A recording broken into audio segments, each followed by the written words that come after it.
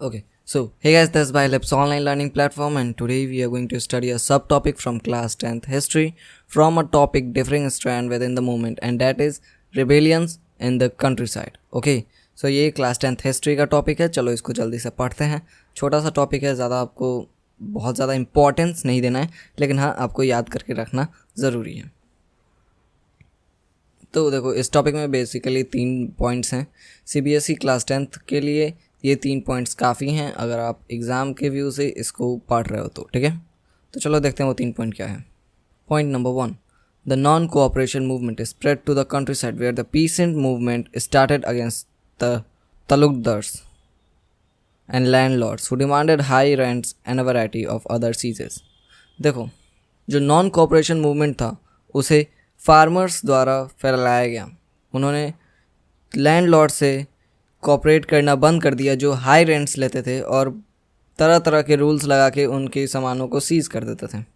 और उन्होंने उनके जो सर्विसेज थे, जो भी चीज़ें थी, उसे बॉयकॉट करना चालू कर दिया. ऐसा करके उन्होंने नॉन कोऑपरेशन मूवमेंट स्प्रेड करा around all the countryside. Okay, let's see point 2. In 1921, the peasant movement spread and the houses of talukdars and merchants were attacked. Bazaars were looted and grain boards were taken over. 1921 में क्या हुआ, जो peasants थे उन्होंने तलुकदार और merchant के घर पे हमला कर दिया. बाज़ार में जितने भी अनाज थे उसे लूट लिया. ये आगे बढ़ते गया. जैसे non cooperation movement first step था और उसके बाद ये आगे चलते चलते उनमें इतनी हिम्मत आ गई कि वो अब सामने से अटैक करने लगे. ठीक है. Point 3. In the early 1920s, a militant guerrilla movement started, spreading in the Godam Hill of Andhra Pradesh. Finally, the Hill people revolted, which was led by Alluri Sitaram Raju, who claimed that he had a variety of special powers. Non-cooperation movement आगे आगे बढ़ रहा था. जैसे जैसे ये आगे बढ़ रहा था, इसकी ताकत बढ़ते जा रही थी. जैसे जैसे फैल रहा था, नए नए innovations and innovatives निकल रहे थे. तो वैसे ही 1920 अर्ली में, मतलब 1921 to 25 के बीच में मिलिटेंट गोरिल्ला मूवमेंट चालू हुआ. कहाँ? आंध्र प्रदेश के गुदेम हिल्स के अंदर. वहाँ जो रहते थे लोग, उन्होंने भी आखिरकार रिवॉल्ट कर लिया ब्रिटिशर से, और उसे लीड किया अल्हुरी सीताराम राजू ने.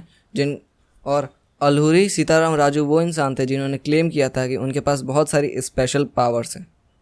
ठीक है, तो ये थे rebellion in the country side. जैसे पीसेंट्स जिन्होंने तलुकदार के घर पे हमला कर दिया, उसके बाद जो तलुकदार और लैंडलॉर्ड के चीज़ों को बॉयकॉट करते रहे, और उसके बाद आखिर में वो गुदेम हिल के वो लोग जिसे अल्हुरी सीताराम राजू के इशारे पे ब्रिटिशर से रिवॉल्ट किया. ठीक है, तो इन 3 पॉइंट्स को आप ध्यान में रख लोगे, ये टॉपिक ख़त्म हो जाएगा. ज़्यादा बड़ा टॉपिक नहीं है. Hope you like it, hope you enjoy it. We meet again. Until bye.